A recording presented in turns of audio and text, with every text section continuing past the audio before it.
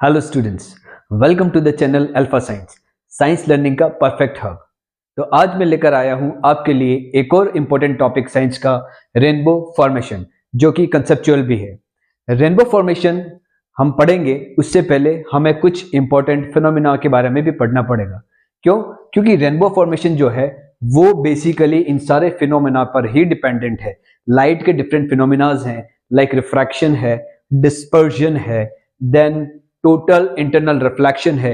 इन्हीं के बेस पर हमें रेनबो फॉर्मेशन पढ़ना पड़ेगा। और क्योंकि आपकी जो रेन ड्रॉपलेट होती है वो क्या होती है, एक्ट एज अ प्रिज्म, वो प्रिज्म की तरह कार्य करती है, इसलिए हमें प्रिज्म की वर्किंग भी स्टडी करनी पड़ेगी। यू मस्ट बी नोइंग कि रेनबो फॉर्मेशन कब होता है, आफ्टर द रेन। तो ये उसमें वाटर ड्रॉपलेट का भी इंपॉर्टेंट रोल है। So will start with the refraction, then उसके बाद हम इस पर आएंगे, रेनबो फॉर्मेशन पर आएंगे। नाउ रिफ्रैक्शन, रिफ्रैक्शन क्या चीज है? अभी तक हमने रिफ्लेक्शन भी पढ़ चुके हैं। रिफ्लेक्शन है क्या होता है? रिफ्लेक्शन होता है कि रे ऑफ लाइट किसी सरफेस पर स्ट्राइक करके किसी डायरेक्शन में डिविएट हो जाती है, तो वो रिफ्लेक्शन है। नाउ रिफ्रैक्शन क्या चीज है? Refraction, the bending of light when it passes from one medium to another due to a change in its speed. यहां पर दो मीडियम की बात हो रही है, ठीक है। एक मीडियम होगा रेयर, दूसरा होगा डेंसर। लाइक रे जो है वो एयर से ग्लास में जा रही है या ग्लास से एयर में आ रही है, एयर से वाटर में जा रही है या वाटर से एयर में आ रही है। मतलब यहाँ पे दो मीडियम काम कर रहे हैं। उसमें से एक मीडियम जो होगा वो ऑलवेज क्या होगा, कंपैरिजन में रेयर होगा, दूसरा जो होगा वो डेंसर होगा। यहां पर बात देखो स्पीड की भी की है कि बेंडिंग ऑफ लाइट, लाइट का बेंड हो जाना एक मीडियम से दूसरे मीडियम में आते समय, उसकी दोनों की सरफेस का जो इंटरफेस होता है वहां पर। क्यों? क्योंकि change in its speed, speed बदलती कैसे है? तो रेयर मीडियम से डेंसर मीडियम में जाएंगे तो स्पीड जो होगी वो क्या हो जाएगी, कम हो जाएगी, डिक्रीज हो जाएगी। और डेंसर मीडियम से रेयर मीडियम में जाएंगे तो ये क्या हो जाएगी, इंक्रीज हो जाएगी। फाइन। तो ये रिफ्रैक्शन आपको समझ में आ चुका होगा कि रिफ्रैक्शन क्या चीज है, कि हम जब एक मीडियम से दूसरे मीडियम में चल रहे हैं, एयर है, जैसे एयर क्या है, रेयर मीडियम है, ग्लास क्या है, डेंसर मीडियम है। तो एक मीडियम से दूसरे मीडियम में जब चल रहे हैं, ये रे ऑफ लाइट चल रही है, तो क्या हुआ, इसके इंटरफेस पे, इन दोनों सरफेस की जो इंटरफेस है वहां पर क्या हुआ, ये रे लाइट क्या हो गई, बैंड हो गई। नॉर्मली ये ऐसे चली जानी चाहिए थी, पर वो क्या हो गई, बैंड हो गई। Now denser to rare, glass to air चल रही है वापस ही, तो ये इंटरफेस पे वापस क्या हुआ, डेंसर टू एयर क्या हुआ, जो रे थी वो क्या होगी, बैंड हो गई।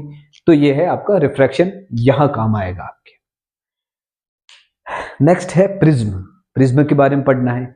तो स्टार्टिंग में मैंने कहा था कि रेनबो फॉर्मेशन किससे होता है, रेन से, रेन की जो ड्रॉपलेट्स, छोटी छोटी बूंदे होती है, उन्हीं से होता है।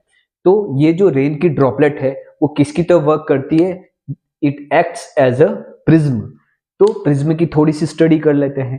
प्रिज्म जो होगा वो क्या होता है, इसमें दो ट्रायंगुलर फेस होते हैं, ग्लास का बना हुआ है, दो ट्रायंगुलर फेस होते हैं, ये देखिए, और तीन क्या होते हैं, रेक्टेंगुलर होते हैं, 1 1 2 एंड 3। नाउ इसमें जब रे ऑफ लाइट स्ट्राइक करती है इसकी सरफेस पे, तो सरफेस पे क्या होगा, क्योंकि एयर टू ग्लास एंट्री करने वाली, ये इंसिडेंट रे है, एयर टू ग्लास एंट्री करने वाली है, इसलिए क्या होगा, ये बैंड हो जाएगी और ये बनाएगी इस नॉर्मल के साथ एंगल ऑफ इंसिडेंस। नाउ ये जो रे ट्रेवल कर रही है इसको बोलेंगे रे, और ये रिफ्रैक्टेड रे कहेंगे इसको, रिफ्रैक्टेड रे। और ये कौन सा एंगल बनाएगी, एंगल ऑफ रिफ्रैक्शन। नाउ अब इन दोनों फेज यानी ग्लास और एयर की इंटरफेस पे वापस से इसमें क्या हुआ, बेंडिंग हुई। तो अब ये जो रे है, इस रे को हम बोलेंगे इमर्जेंट रे, बाहर इमर्ज हो रही है, इमर्जेंट रे। और ये कौन सा बनाएगी, एंगल ऑफ इमर्जेंस बनाएगी।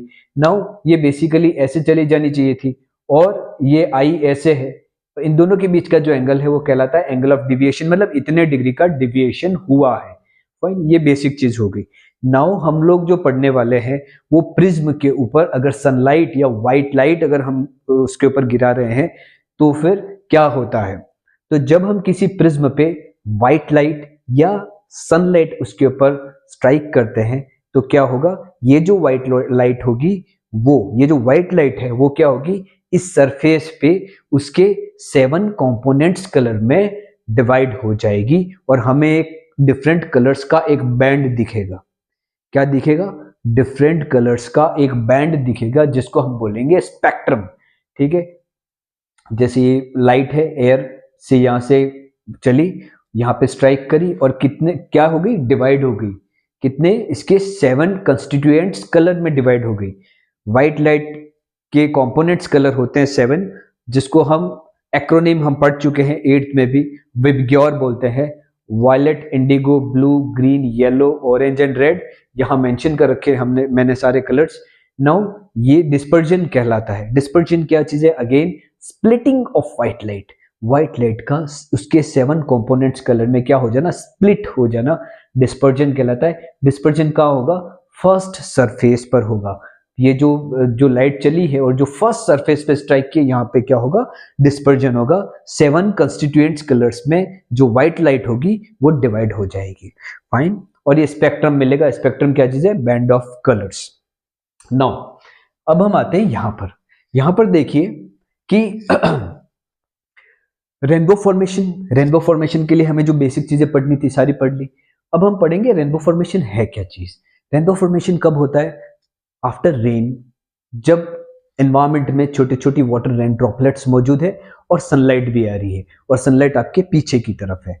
ठीक है, सन आपके कहाँ होगा, पीछे होगा, और आप यहाँ पे देखोगे रेनबो।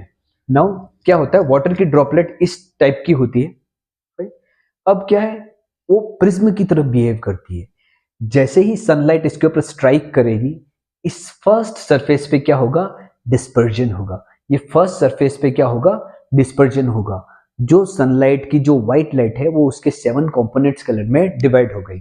अब ये कहाँ ट्रेवलिंग कर रही है? अब ये ट्रेवलिंग करेगी इस ड्रॉपलेट के अंदर। तो सेकंड यहीं पे क्या होना है, यहीं पे होना है आपका रिफ्रैक्शन।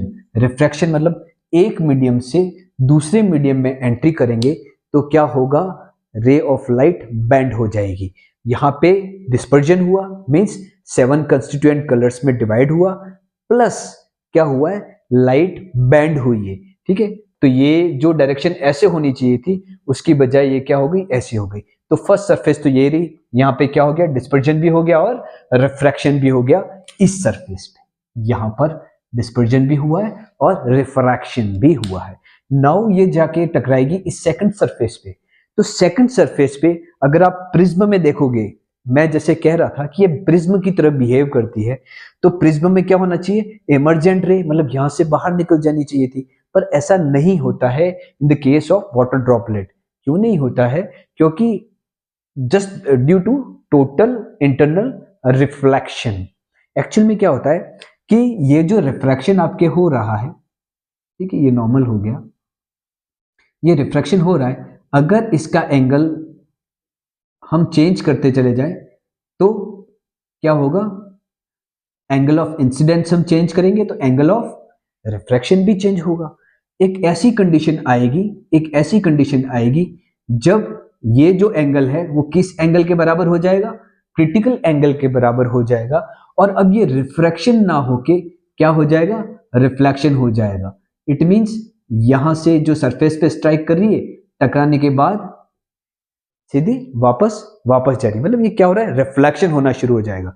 तो ये जो वाटर ड्रॉपलेट है उसकी सरफेस पे क्या होता है, उसकी सरफेस पे होता है total internal reflection. Internal reflection हो जाता है, रिफ्रैक्शन नहीं होगा, यहाँ पे क्या होगा, रिफ्लेक्शन हो जाएगा।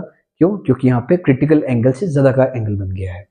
नाउ रिफ्लेक्शन होने के कारण यहाँ स्ट्राइक करके ये वापस अंदर ही इस ये जो वाटर ड्रॉपलेट है उसके अंदर ही ये वापस, देखिए यहां से रेज आई और ये जो डिफरेंट कलर में डिवाइड हो गई थी, यहां से यही यहां पे स्ट्राइक करके यहां क्या हो गया, टोटल इंटरनल रिफ्लेक्शन हुआ और इस सरफेस पे आके स्ट्राइक करे।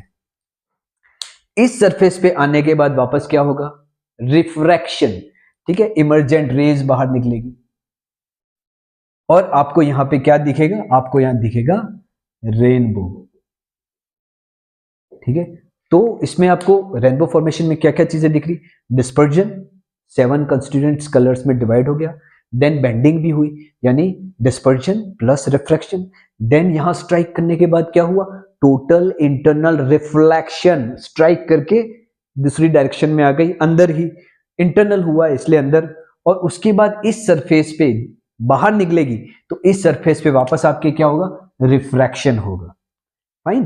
देखिए अब जो ये चीज है उसमें आगे बता रखा है कि प्रिज्म, यहां वाली सिचुएशन है कि prism bends a ray of light, वैसे यहां पे भी क्या हो रहा है, यहां पे भी जो ये आपकी वाटर ड्रॉपलेट है ये क्या कर रही है, रे ऑफ लाइट को बैंड कर रही है।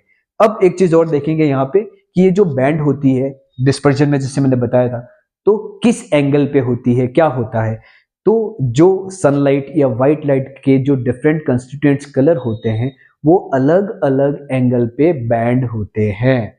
Different colours band at different angle, सबका अलग अलग, जैसे विबग्योर है ना, वायलेट का अलग एंगल होगा, वो अलग एंगल पे बैंड होता है। Indigo, blue, green, yellow, orange, red, सभी अपने अपने अलग अलग एंगल पर बैंड होते हैं। सबसे ज्यादा बैंड कौन सा होता है, तो सबसे ज्यादा बैंड होगा वायलेट, जो कि सबसे शॉर्टर वेवलेंथ का है, और सबसे कम जो होगा वो होगा रेड। ठीक है, तो इफ सपोज आप मान के चलो कि यहाँ पे बेंडिंग हो रही है, तो ये मान के चलो कि रेड जो है ये सबसे कम बेंड हो रहा है, और वॉयलेट देखिएगा सबसे ज्यादा बेंडिंग वॉयलेट में हुई है। रेड जो है वो लॉन्गर वेवलेंथ का है, वॉयलेट है वो शॉर्टर वेवलेंथ का है। तो सबसे ज्यादा बेंड कौन सा होता है, सबसे कम कौन सा होता है, तो सबसे ज्यादा होगा वॉयलेट, सबसे कम होगा रेड। फाइन। तो आई होप ये आपके जो रेनबो फॉर्मेशन है वो आपके पूरी तरीके से कंसेप्ट क्लियर हो चुका होगा।